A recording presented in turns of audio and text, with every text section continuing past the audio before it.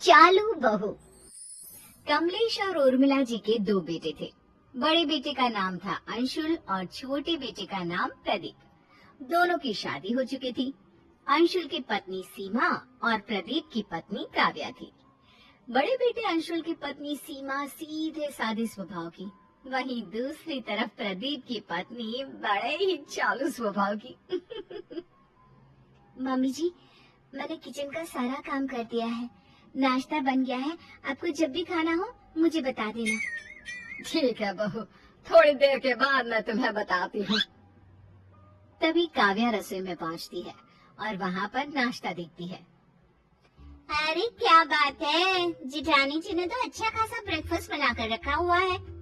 जल्दी से अपना टिफिन पैक कर लेती हूँ, ऑफिस जाकर मजे से खाऊंगी। काव्या अपने टिफिन में खूब सारा ब्रेकफास्ट पैक कर लेती है, अपने लिए भी और अपनी ऑफिस की सहेली के लिए भी। अरे काव्या चलो, तुम्हारा ऑफिस का टाइम हो गया है, मैं तुम्हें रास्ते में छोड़ दूंगा। हाँ हाँ चलिए, मैं तैयार हूँ। थोड़ी देर के बाद, सीमा बहू मेरे लिए नाश्ता ले आओ। अरे मैंने तो इतना सारा ब्रेकफास्ट बना कर रखा था, कहाँ चला गया? अभी तक तो किसी ने खाया भी नहीं है। अरे क्या हुआ बहू, नाश्ता लाने में इतनी देर क्यों लग रही है? मम्मी जी, मैंने नाश्ता बनाया तो था, लेकिन पता नहीं कहाँ चला गया। किचन में तो कुछ भी नहीं है। ये कैसी बात कर रही हो तुम? नाश्ता कहाँ चला जाएगा? मुझे तो लगता है तुम मुझे पागल बना रही हो। तुम्हारा काम करने का मन नहीं है ना? नहीं नहीं मम्मी जी, ऐसी कोई बात नहीं है, मैंने सच में ब्रेकफास्ट बनाया था। शाम को काव्या ऑफिस से लौट कर आती है और वो डिनर बनाती है। खाना खाते वक्त उर्मिला जी अपनी नाराजगी दिखाती है। काव्या बहू, तुमने तो खाना पूरा बनाया है ना, कम तो नहीं पड़ जाएगा? मम्मी जी क्या बात है, आप ऐसा क्यों कह रही हैं? हाँ मम्मी, हमारे घर में तो नाश्ता खाना सब कुछ पूरा ही बनता है, आप आज ऐसे क्यों पूछ रही हैं? अरे बेटा, ये तो तू अपनी बीवी से ही पूछ। सुबह मेरे लिए नाश्ता ही नहीं बनाया। अरे भाभी, आपने ये क्या किया? मम्मी जी के लिए ब्रेकफास्ट क्यों नहीं बनाया? नहीं नहीं, ऐसी कोई बात नहीं है, ब्रेकफास्ट बनाया था मैंने, लेकिन पता नहीं कहाँ चला गया। अरे भाभी, घर में रखा हुआ नाश्ता कहाँ गायब हो जाएगा? आप भी कैसी बातें करती हैं? कोई बात नहीं मम्मी जी, मैंने खूब सारा खाना बनाया है, आप आराम से खाइए। हो सकता है भाभी का मन ना हो नाश्ता बनाने का, सीधे सीधे तो वो आपसे कह नहीं सकती, क्यों भाभी? सबकी बातें सुनकर सीमा चुपचाप रह जाती है। और फिर एक दिन, देखो बच्चों, अब हमारी उम्र हो चली है, हमारी जो भी जमा पूंजी है, मेरा मतलब है कि तुम्हारी माँ के गहने वगैरह, हम चाहते हैं कि वो अब हम तुम्हें दे दें। अब तुम लोग उनकी देखभाल करो और अपने पास रखो। लेकिन पापा आप है ना सब संभाल कर रखने के लिए।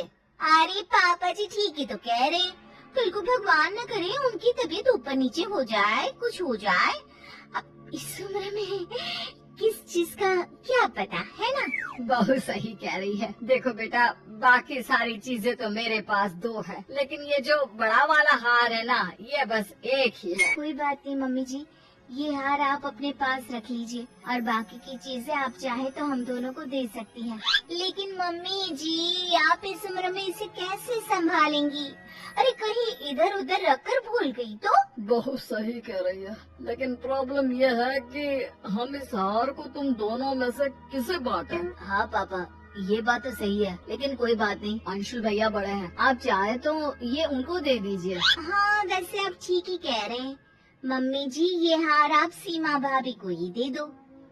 अरे नहीं नहीं, इस पर तुम्हारा भी पूरा अधिकार है।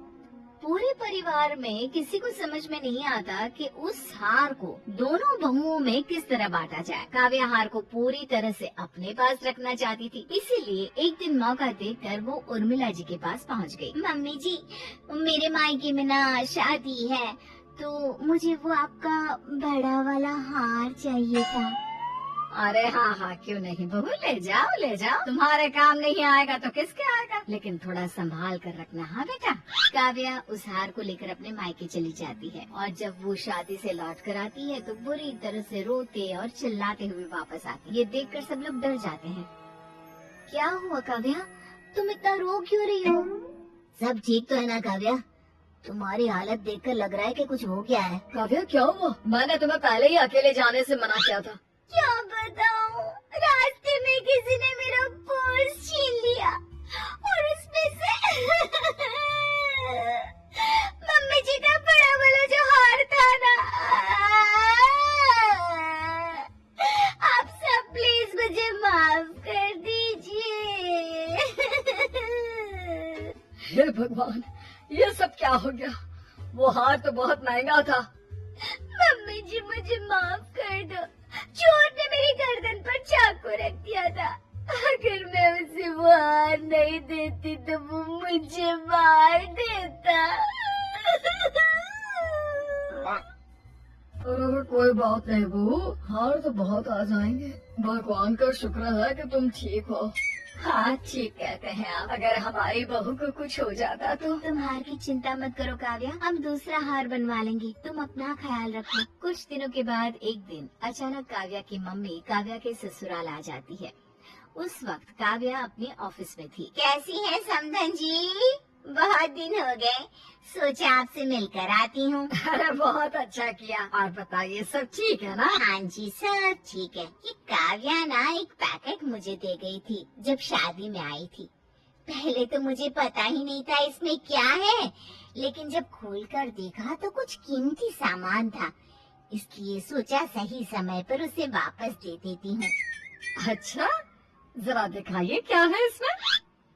उर्मिला जब उस पैकेट को खोलकर देखती है तो उसमें वही वाला हार निकलता है जिसके लिए काव्या ने कहा था कि वो चोरी हो गया है। जब काव्या ऑफिस से लौट कर आती है। काव्या, तुमने हम सबसे झूठ बोला। ये हार तुम्हारी मम्मी देकर गई है। काव्या, तुम्हें इस तरह झूठ बोलने की क्या जरूरत थी? बहू, अगर तुम्हें ये हार चाहिए था तो सीधे सीधे कह देती।